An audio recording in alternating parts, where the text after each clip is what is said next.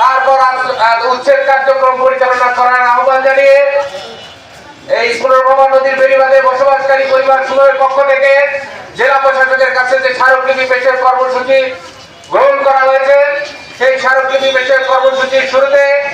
আজকে উপস্থিত সবাইকে এই বেড়িবাঁধে আশ্রিত অসহায় পরিবারদের সঙ্গে সংগতি জানিয়ে আমাদের পার্টি বাংলাদেশের সাম্যবাদী আন্দোলন দিনাজপুর জেলা শাখার পক্ষ থেকে জানাই সংগ্রামী শুভেচ্ছা অভিনন্দন। সবাই বন্ধুগণ, যে কারণে আজকে এই অসহায় মানুষগুলো জেলা প্রশাসনের কাছে স্মারকলিপি পেশ করতে এসেছে, আমরা তাদের এই দাবির সাথে সম্পূর্ণ একমত পোষণ করছি। সবাই বন্ধুগণ, যারা এই বাঁধে বাড়ি করে আছে তারা কেউ শখ করে এখানে বাড়ি করে আপনারা জানেন নানা সময়ে এই প্রাকৃতিক দুর্যোগে মানুষ সৃষ্ট যে নানা বিপর্যয়ের কারণে এই সমস্ত মানুষগুলো ঘর বাড়ি আশ্রয় হারিয়ে সর্বশান্ত হতে বাধ্য হয়েছে।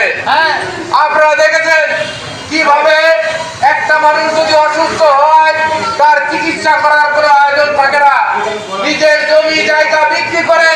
আমাদের দেশের এই গরিব মানুষেরা তারা ওই চিকিৎসা করতে বাধ্য হয়েছে।